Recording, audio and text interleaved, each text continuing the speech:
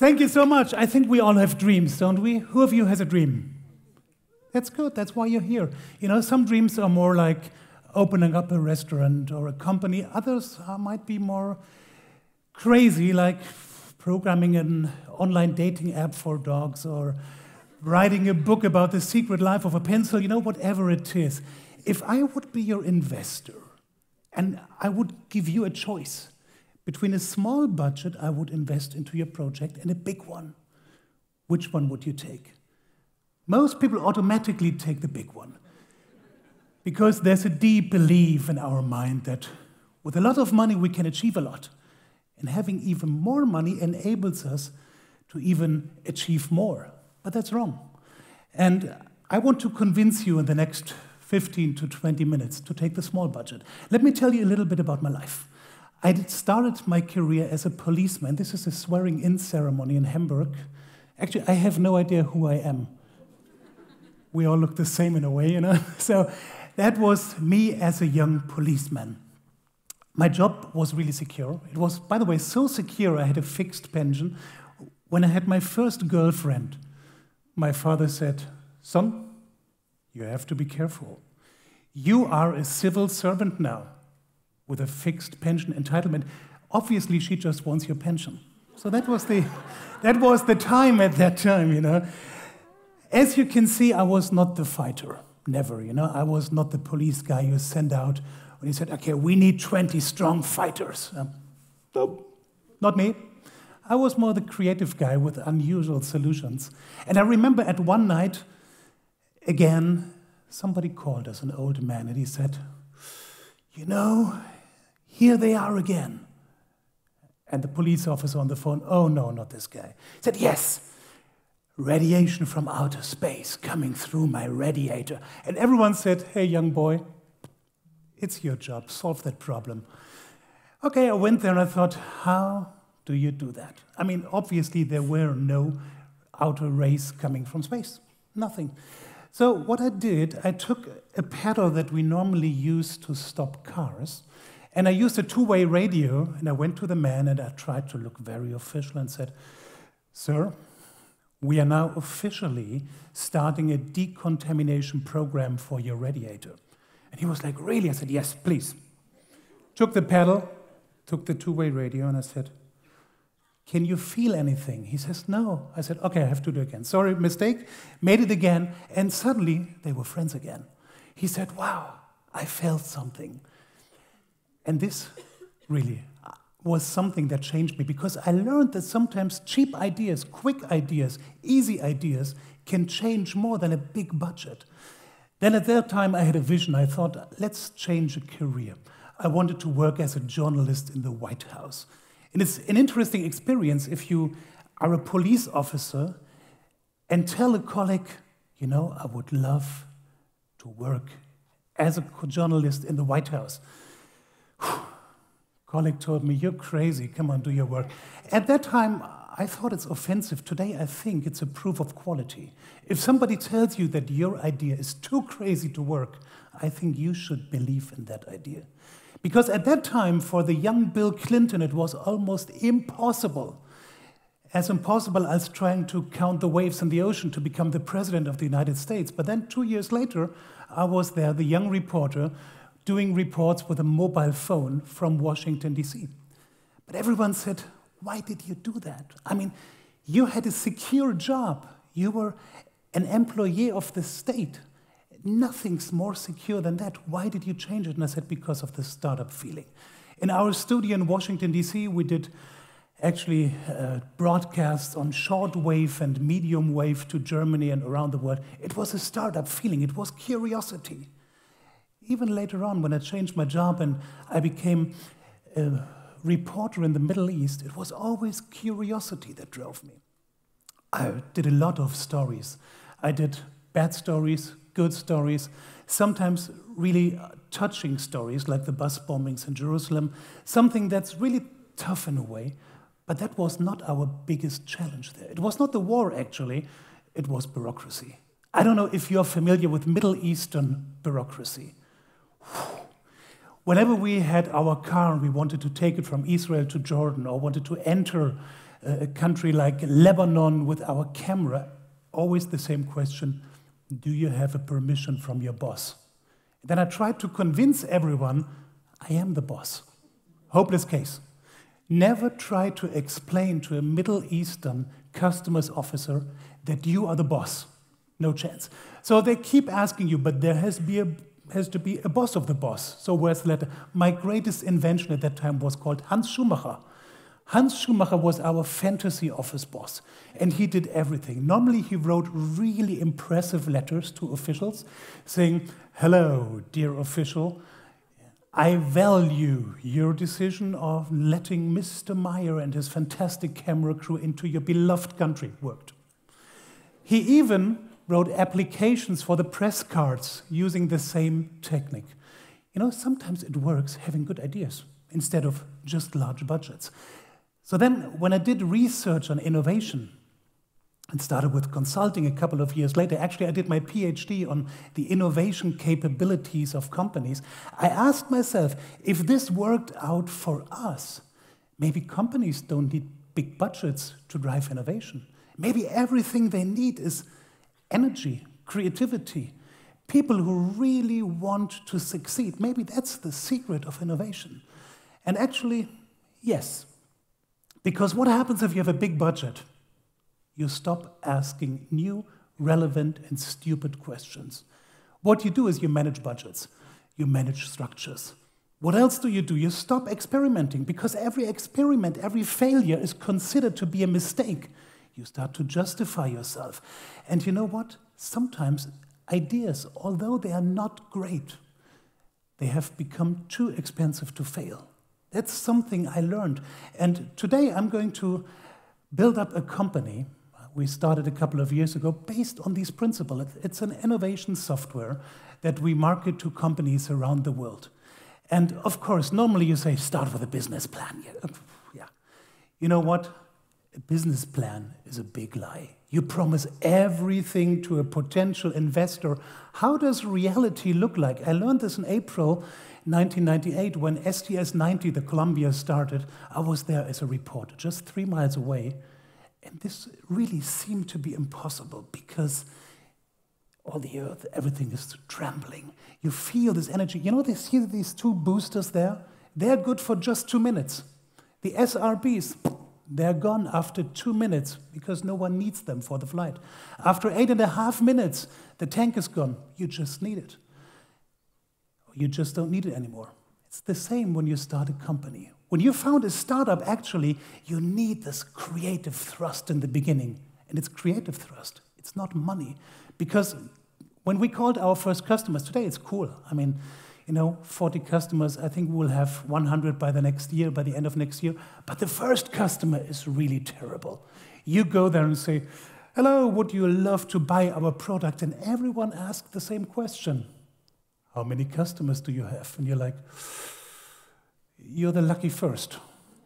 So they're like, "Come back when you have your next customer." This was 1 year. 1 year I tried that. I've tried to find the first stupid customer who wanted to work with us.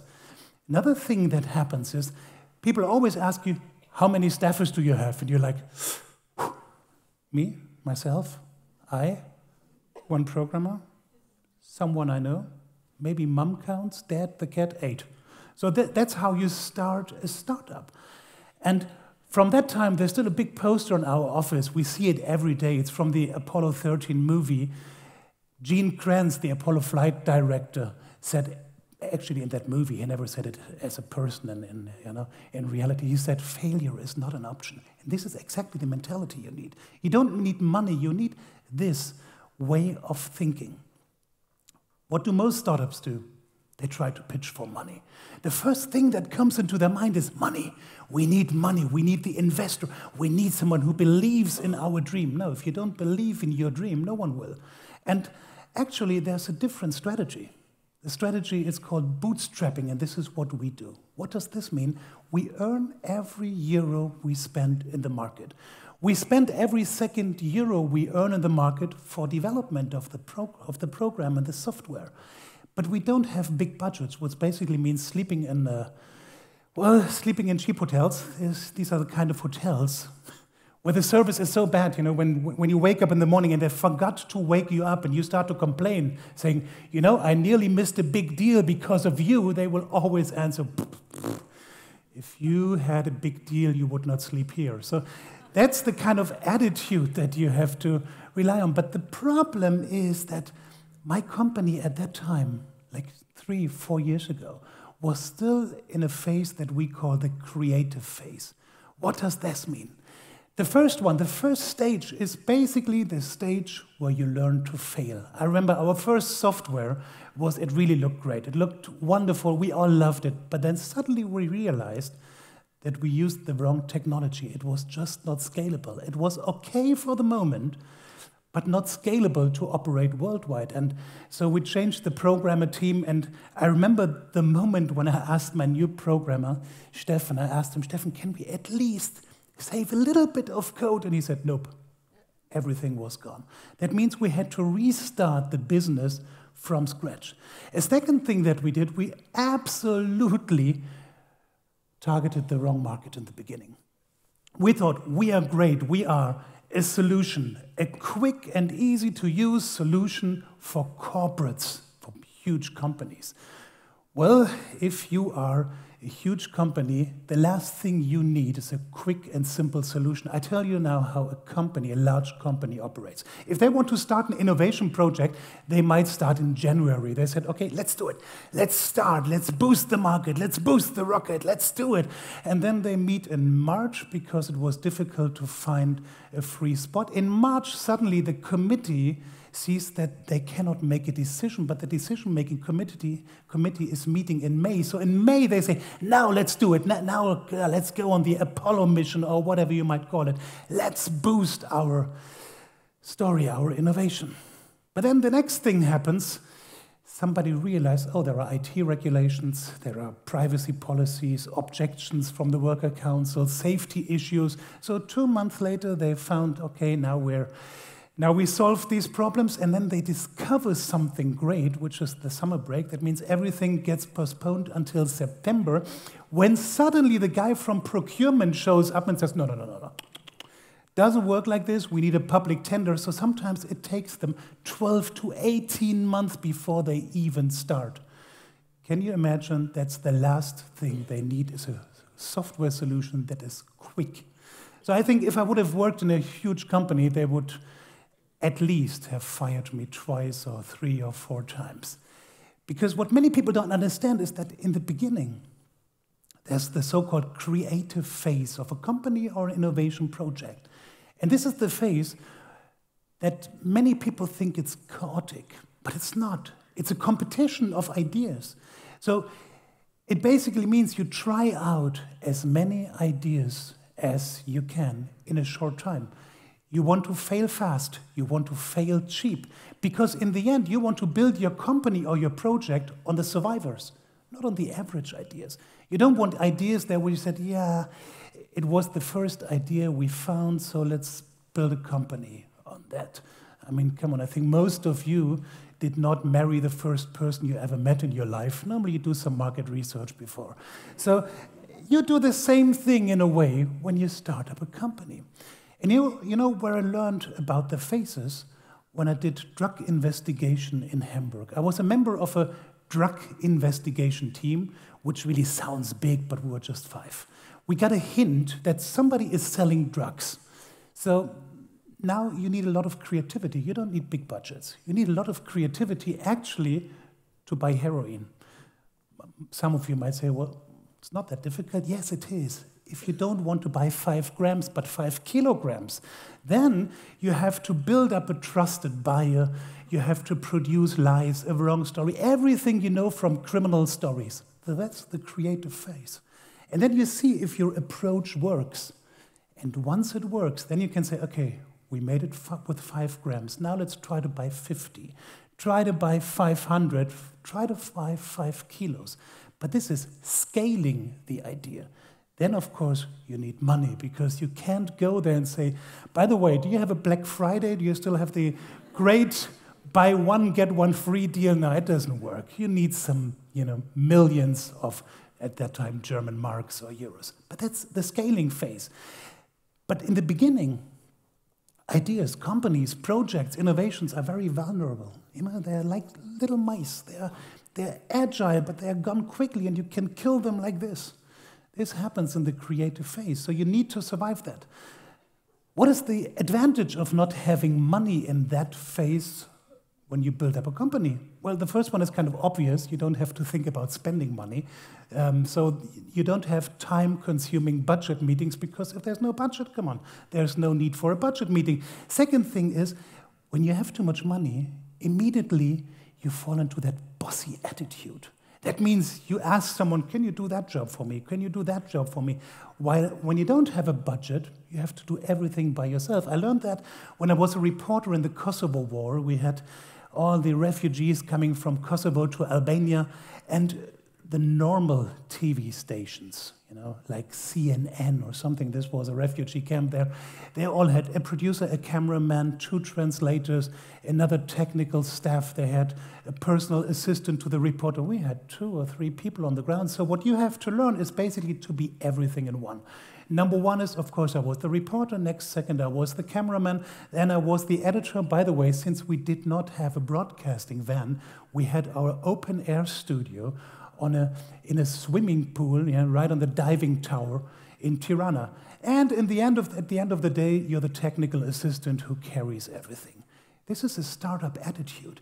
And the nice thing about not having money is that you learn a lot. I think today one of the greatest entrepreneurial qualities is turning scrap into sweets, or crap into candy, whatever you want to call it. But how can you learn this if you have a big budget right at the beginning? If you never felt that spending money is tough, if you never had to develop ideas to overcome a budget crisis. So I can just, well, in the end, tell you one thing. If you ask me, a small budget or the large budget, I would say I leave you with a big one, and I take the small one. Thanks very much.